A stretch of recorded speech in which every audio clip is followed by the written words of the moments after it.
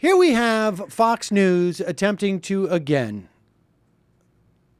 express outrage at the fact that undocumented immigrants in this country who speak Spanish may actually have emergencies that they would need help from the police from.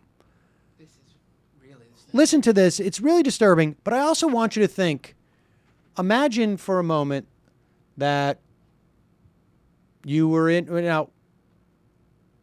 to Italy as a student and you overstayed, or you went your visa, which happens all the time, or that you were traveling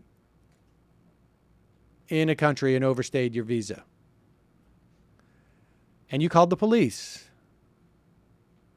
and they said, well, sorry, there's a bank robbery going down. Sorry, your friend is choking. Whatever it is. And then just listen to Steve Ducey introduce this segment.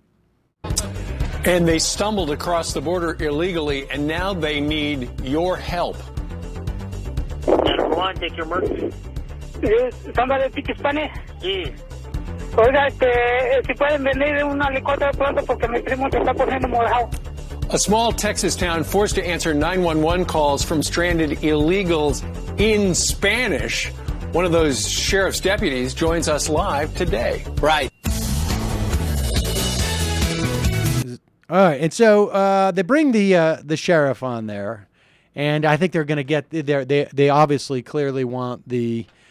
Is this really trying your resources? How hard is it for you guys to speak Spanish down there? Oh, for those just listening to the show and aren't watching this on YouTube, that call was basically someone speaking Spanish calls in and asks in English, "Do you speak Spanish?" The 911 operator says, "Sí, yes," and then they proceed to tell them in Spanish that their cousin is turning purple and needs help. Okay, so there it is. Their cousin is dying. Now, I guess we presume. The Fox people presume that these people are undocumented. Just because they're speaking Spanish, of course. Right.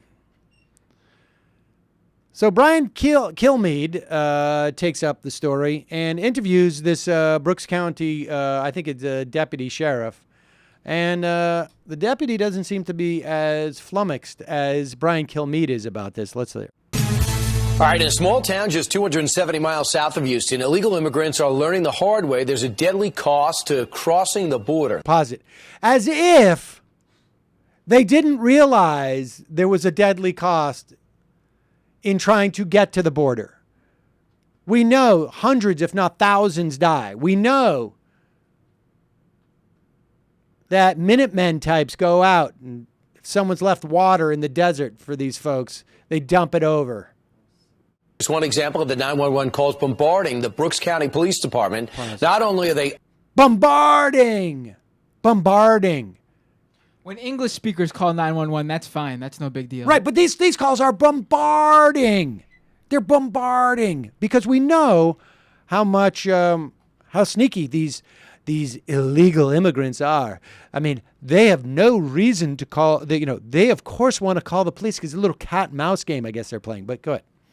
understaffed and lacking resources. Now they've got to deal with illegal immigrants who have no business being here. Benny Martinez is the county chief deputy of Brooks County, and we appreciate you joining us, Sheriff. First off, when you're hearing that call, how unique are calls like that to you? Well, all those calls are of course, like they have a crisis, and we need to respond to them. And those are pretty regular calls on a daily basis.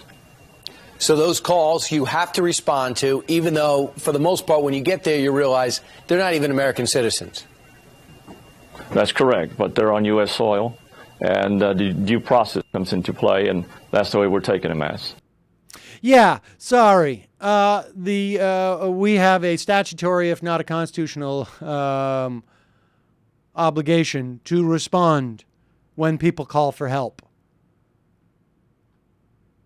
I wonder if it occurred to Kilmeade as he's talking to this deputy sheriff or chief deputy Martinez. Was that his name? Yeah. Yeah, if all of a sudden he's like, oh, wait a second. this guy may not be as knee-jerk racist. Weren't we supposed to get the knee-jerk racist sheriff who was going to complain about all these illegals tying up his phone lines? Could my producer? Oh, are we on air? Moron.